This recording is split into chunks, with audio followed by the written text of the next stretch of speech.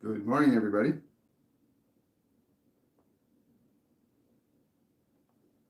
Welcome to Friday's edition of Shortcuts for Your Soul. I've got a few announcements to make before we get going. But is it not a beautiful day? Brand new, beautiful day. Hello, NJ.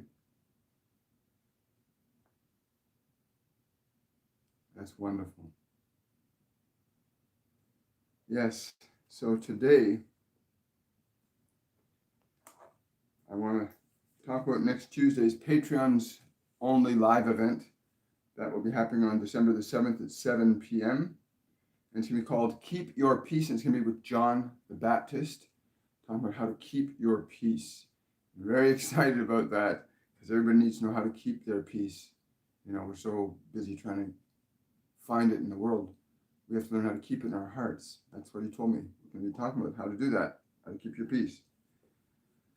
Today I have with me, fortunately, this being by the name of Malachi, who's going to be talking about being, awake and aware. And again, they're asking me to be more specific about the structure of the way it is being presented as a statement, being awake and aware. You are a being. You're not just a body. You use a body, but you're a being. And you need to be awake and aware. And being awake and aware is different than perceiving reality through the senses. It's about expressing your being through the senses. We're going to get into that a little bit more. I also want to talk about next Monday's Shortcuts for Your Soul is going to be on how to talk with the angels. And that's with a group called the Ascended, who come in quite often. It's a group of Ascended Masters that gather together once in a while, come through here. Next Wednesday, Master Jesus will be coming in next Wednesday. And the question he's going to be answering is, did I go willingly? Very exciting. That's going to be very interesting. Did I go willingly? And then next Friday's Shortcuts for Your Soul is going to be All is Within You. And that's going to be with the Divine Collective. Tomorrow's meditation is going to be on Where Went Your Faith in God? That is tomorrow's meditations. Where went your faith in God? And that's with a group called themselves the I Am. And that'll be a very interesting meditation tomorrow. So where went your faith in God? And I was very intrigued by the way they presented it to me, because it's not what most people think of in terms of God. It's really in terms of, again, who are you really? And what are you really? And how do you define yourself? But today I'm blessed to have Malachi with me, and I've never had his energy in my presence before, but I can say this, that this is a beautiful, soft light. This is a light that is not very attached to this world as we are attached to this world, but he has great understanding. And I say he because that's how this energy presents to me. It's very, very masculine, but not an intense masculine. It's a very gentle masculine energy. Yes. The gentleness he has is because he's not really attached to what happens or what doesn't happen here. But he is desiring to express that it is important you understand the difference between your being and how that can facilitate your being awake and aware in this world. There are many things in this world to take your attention away from whom you are and what your real purpose in being here is for. It is important to remove and eliminate the distractions from your world around you in order to understand this concept of being awake and aware. Being awake and aware doesn't mean you just see and hear with your eyes and ears. It is being conscious that you are not determined and functioning according to your senses, but that your senses are functioning and determined by you as a being, that you understand the distinction of the relationship between yourself as a being and your senses as that which you utilize to identify what it is you are here to express and be. Your senses are merely to give you an appraisal of what is occurring in the physical world around you. It is through your awareness that you can assess in a much broader spectrum what is actually right for you to speak or do or be through that body that you find yourself in, to understand not what you have been told you should think or speak or do, but what you as a being, as a light, as a soul, as a spirit, as a consciousness would do in a broader concept of perception. In other words, your ability to be aware of the broader relationship and effects of what you think, say, or do can only be understood from the perspective of your being. If you were able to liberate yourself from the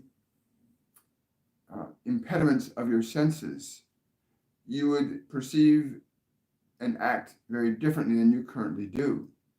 Much of what you say, much of what you do, and much of what you think has been solely determined by what it is you've experienced in this world, and not being fully instructed on understanding the nature of your relationship to thought, or your relationship to matter, or your relationship to the spirit. That which this one calls energy, I call the spirit. It is all pervasive. It is everywhere in your experience, and it takes shape and form according to your attentions, where you place your awareness. You give light and life to that which you place your awareness upon. Whether it is good or bad, it does not matter. The spirit will not judge your creation. It simply says, what you shall wish for, I give to you. To be awake is to begin to recognize the distinction between yourself and your thoughts. That is the first step in beginning to get a glimpse of who you are as a being, and not simply as a construction of what the world has instructed you to be. That first step in being aware that your thought is not the mechanism by which you determine who you are as a being, but that you as a being may discriminately, very carefully, choose thoughts that best reflect the nature of what you are as a being, and not simply allow the thoughts that you have been given to determine the identity of your being as the world would have you accept it as. There is such a profound joy and excitement waiting for you that is able to begin to make that distinction in your thought and your being. And as you begin to make that distinction, that your thought is not your being, but that your being can create thought, there comes a moment of awakening that allows you to become aware that you may determine your experience rather than to have it being determined for you by this world. One is a process of intentional service to that which you call the divine, that which you gave you the opportunity to be aware that you are aware that you are a being, that which gives you life. And I speak not of the life that beats your heart, although it is one and the same. The light that I speak of is not a physical light as you understand light to be. It is an experience of vibrational knowingness, of limitless potential. That is your true birthright and nature as a consciousness, that you may bring that birthright into this world as an expression of your being, that limitless potential of an infinite limitless potential. To be awake thusly affords you the opportunity to begin a process of deliberate selection of thought and idea from the perspective of your being, not from the perspective of cause and effect as it relates to the physical world, but understanding very clearly and deliberately that the articulation of idea in your consciousness that has no limits in terms of possibility is closer to your natural state of being an expression of love. For love does not have the limits that suffering imposes. Love does not have the limits that suffering imposes. Although your process of creating and choosing thinking may indeed cause you suffering, that is simply a matter of correction that you may deliberately pursue, rather than seeking to find that correction from others in this world, although there are others in this world that could offer you that correction that is beyond what you know. It is much better if you begin to recognize in that moment of distinction that thought is something that you create, and you do not need to remain subjective to it. This being awake necessitates that you are also aware that you have very specific ability to make a distinction through awareness of that which you call good and evil, right and wrong, which are simply that one experience causes something to be felt as expanding and uplifting, and one is what you would call pain or suffering. Neither of these are right or wrong or good and bad in and of themselves. They are simply manifestations of consciousness, either deliberate or unconscious, but they are still manifestations of the same consciousness. And it is your experience of them that will allow you to determine in your own right, in your own being, that which you will keep in your heart and mind, and that which you will not keep in your heart and mind, in the form of thought and in the form of energy.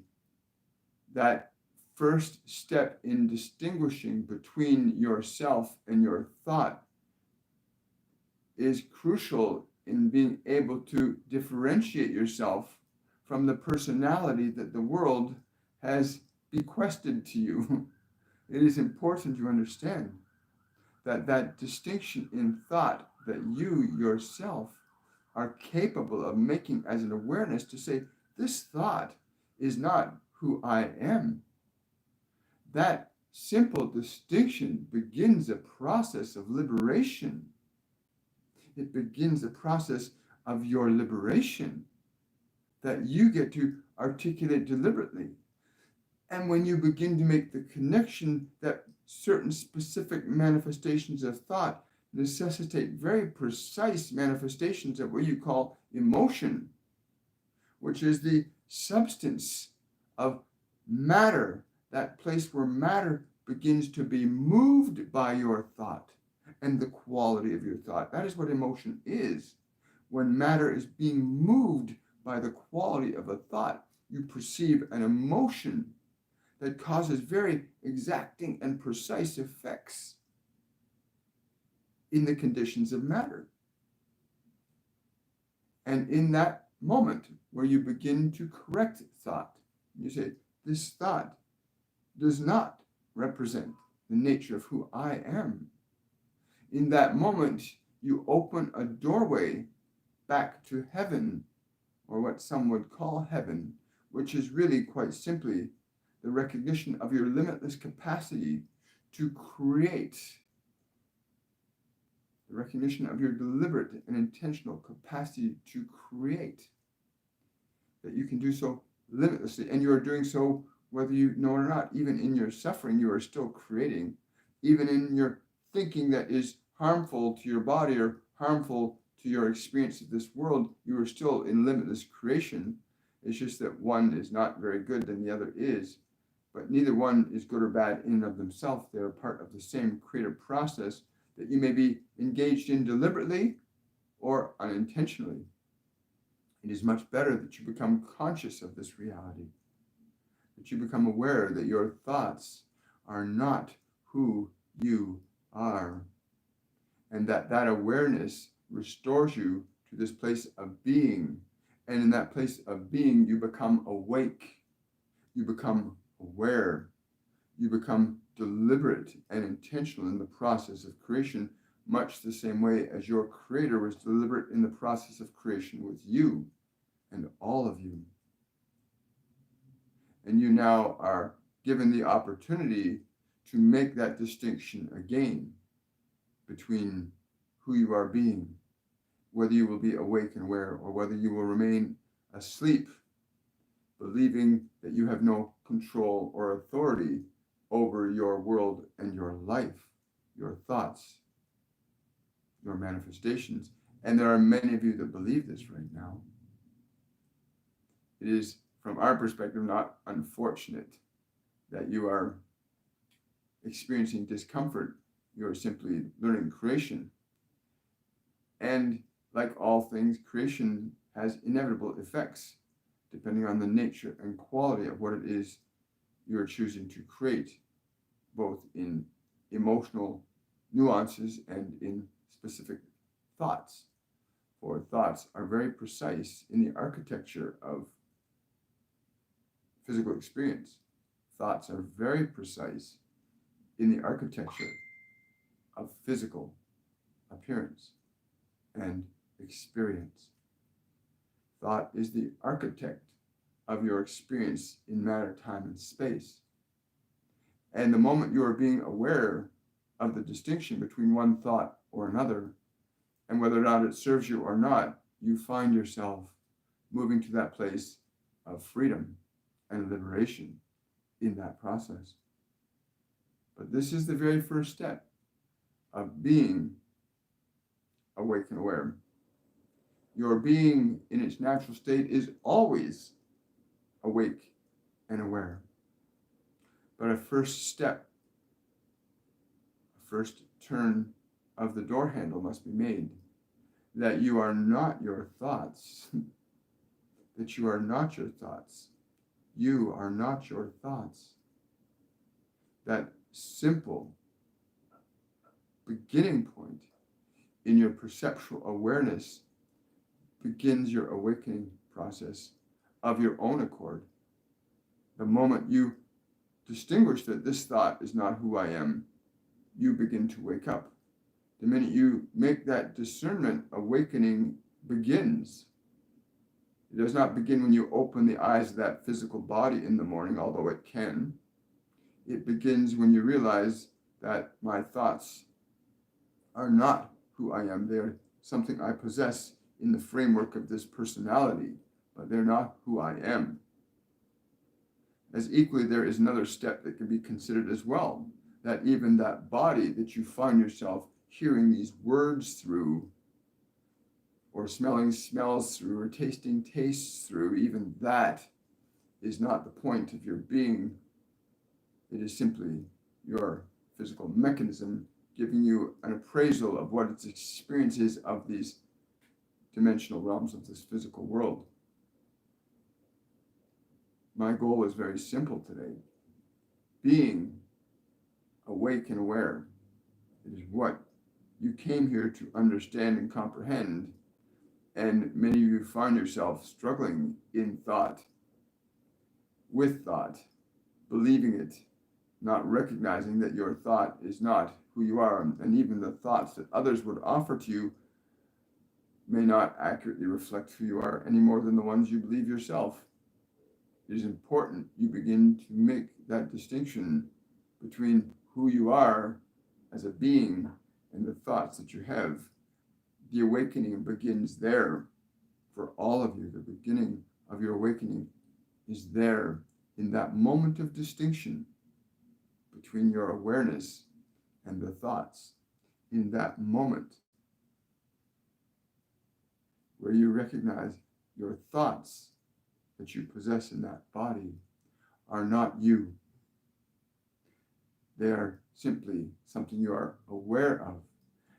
And in your awareness, you are awake. And in your being, you may change the thoughts that you have awareness of. And when you begin to change the thoughts that you have awareness of, and you begin to say, no, this thought is not who I am. I would think this thought about being this. Then you begin a process of creating the nature of a mind that would best serve you in your limitless expression of creation in this dimension. There is that in that place of being aware where you start to recognize I can choose or refuse, release or acquire thoughts that serve me to be my highest expression of myself through this physical mechanism. That point of creation is freedom in this world. It is true freedom in this world to recognize that you can choose your thoughts, your ideas, your information of your own accord and govern your life from those. For very specific things, very specific energies are brought into the movement of matter with certain qualities of thoughts. You can simply take a thought that says you are no good at something, and you'll realize that that thought that you are no good at something does not feel very effective at making you feel good, because that quality of thought induces matter into a very specific expression of itself. Just as the thought that I am an amazing and beautiful soul will induce a quality of what you call emotion or energy into matter, and you begin to experience the quality of your experience here in a very specific way. So the nature of thought, as you select and choose it, as you give attention to it, creates very specific organizations of emotional energy in the manifestation of your physical experience in this world. What you call your physical being happens not because of the physical being, but because of the nature and quality of the emotional thoughts that are there and how they induce changes with energy into the expression and experience of matter through the body. In that place of being, you are free. That is the place of what the Brothers says, ask and ye shall receive. That place of being where you say, I am aware. That is the place where you may ask and receive. And every thought you may choose or refuse is an action of creation, a request to invoke energy, or what you might call emotion, into very precise conditions of your experience. And it is easy for you to look around at your life right now, and you can clearly see the manifestations of the thoughts that you hold on to and the thoughts that you do not hold on to. For if you are suffering, then you are holding on to thoughts of suffering. If you are in joy, you are holding on to thoughts of joy. And this does not matter where you are on this planet in your experience of creation and learning creation. For there are those that are in places of great despair that are in great joy. And there are those that are in places of great joy that are in despair. And the only distinction is that one is choosing thoughts that cause that experience, and the other is choosing thoughts that cause the other experience. Is that not simple? Being awake and aware, is that not the simplest way I could put it to you today? That you are a being, and that point of freedom in your consciousness is that distinction, the deliberate and conscious awareness of being awake to certain thoughts that serve you and certain thoughts that do not. It is a doorway that you must open, and you must hold it open by being aware and awake of the thoughts that you will choose to create or bring into matter, or that what you will accept in terms of thought from the world of matter. For the world of matter, and many of those around you right now, are only too happy to give you the thoughts that they have. And you may accept them or refuse them, but whatever you choose, they are responsible for theirs, and you are responsible for yours. If you accept a gift, it is yours to open. So be very mindful of this process of your thought. Being aware of thought. You are not your thoughts. But the moment you invoke a thought into being, the moment you agree to a thought, I am this or I am that, your being experiences that and the energy of that. And I encourage you then to awaken. Awaken. There are many of you that are awakening now on this planet that are beginning to say, wait, I am not what I think I am. I am what I think. And I can choose this. It's very simple.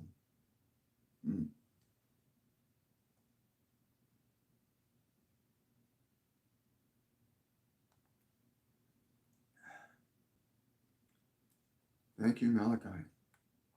Good morning, everybody. It's a real honor and a privilege to have this being with me.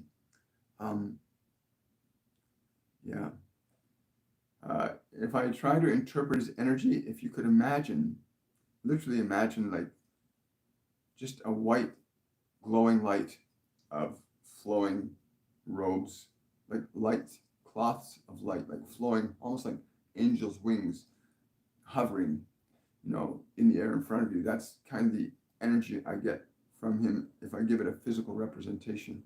But it's very, very gently male, but very strong. Don't get me wrong, it's very strong energy. It's not like an effeminate male energy. It's a very strong male energy. And again, I'm using language that could confuse other people's interpretation of it, but it's a very strong male energy.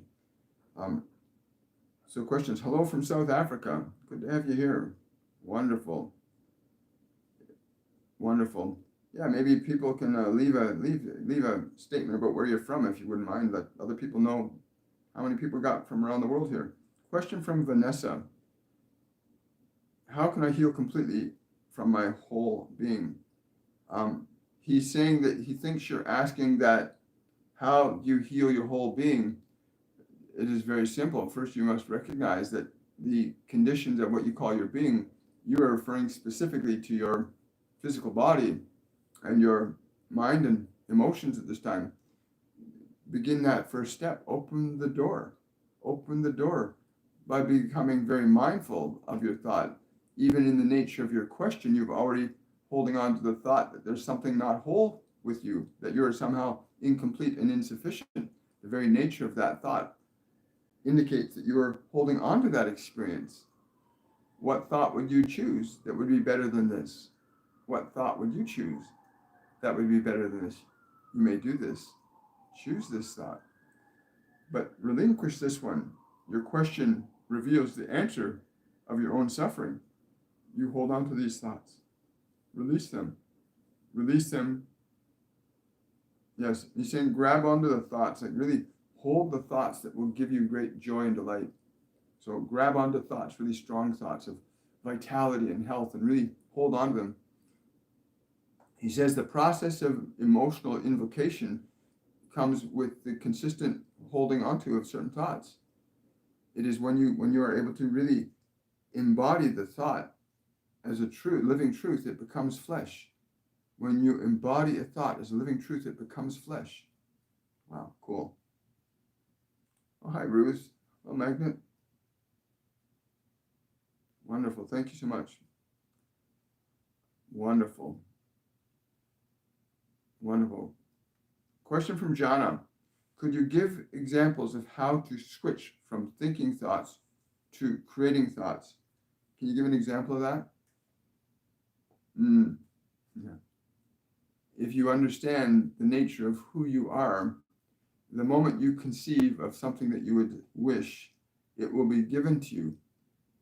Many of you seek to find thoughts from what you already know, but to create a thought, to bring into manifestation that which was not here before, you must consider something you have never considered before.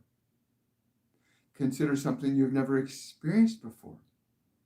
In the moment of that consideration, you bring in a new thought, a new possibility. If you are aware and mindful of it, you'll receive it.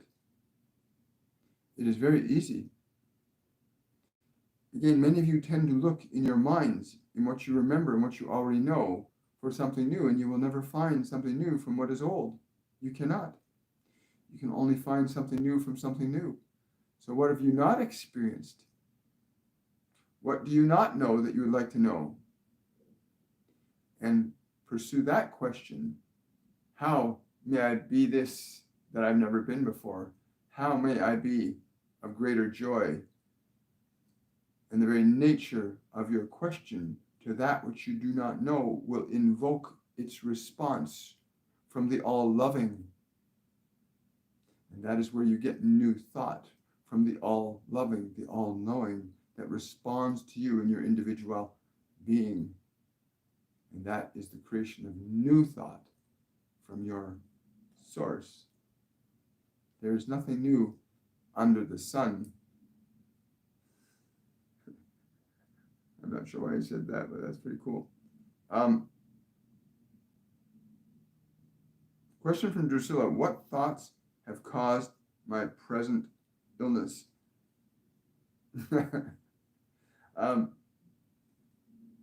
This one here, again, you are asking a question that indicates clearly that you have great thoughts in your mind about illness.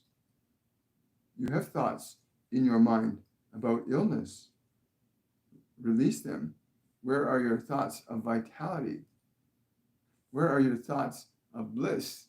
Where are your thoughts of fulfillment? Where are they? Do they have a greater room in your house than your other thoughts?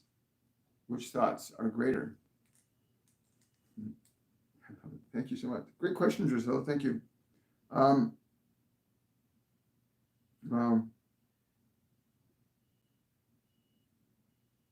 Time for two more questions. Question from Faradiba: does he have any message for me today?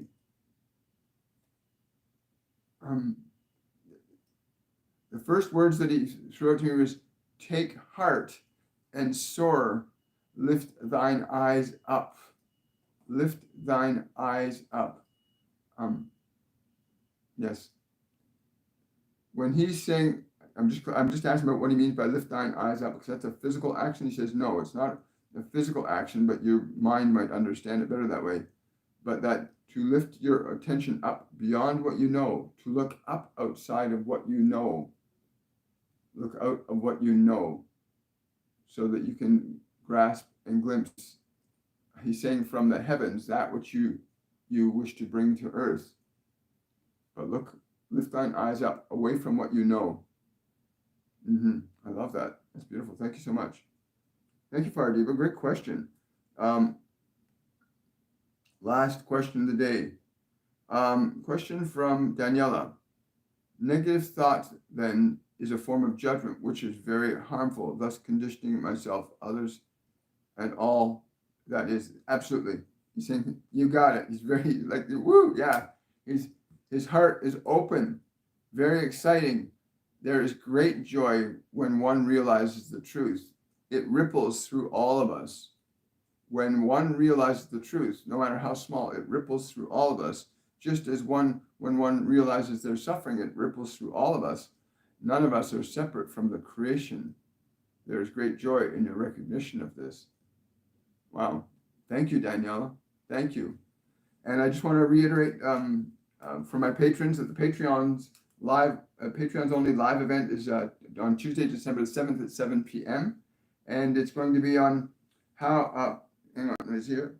It's going to be on how to keep your peace with John the Baptist. So I hope you'll join us. All my patrons, please come and join us for that on Tuesday, December 7th at 7 p.m. on how to keep your peace with John the Baptist. And again, on Monday, we're going to be how to talk with angels with the ascended, which is going to be really fun too. And tomorrow, I'm looking forward to the meditation tomorrow. I hope you'll come and join us. It's going to be a lot of fun. And that's at 10 a.m. tomorrow morning on Supernatural Saturday, our meditation portion of our weekly program. I want to say thank you, everybody, for coming out today. If you want to support this channel, go to my Patreon page, patreon.com/William Michael Forbes. You can also, or you can click on the link for my Patreon account in the description box below. Also, you can, anytime you have a question, you can use the super chat feature in the super chat and ask questions that way. That's another way you can contribute. One of the things that we do with all the contributions from this channel is we give a percentage every month to a group called the Underground Railroad, which helps rescue children from the sex slave trade industry. So please support this channel in whatever way you can. Support those children as well. And I want to wish you all much love. Have yourselves a wonderful and a joyful day. You can also look up the Underground Railroad and go support them yourself too, please. Give this organization the support they need to help these kids. Much love to all of you. I will see you tomorrow on Supernatural Saturday. Bye for now.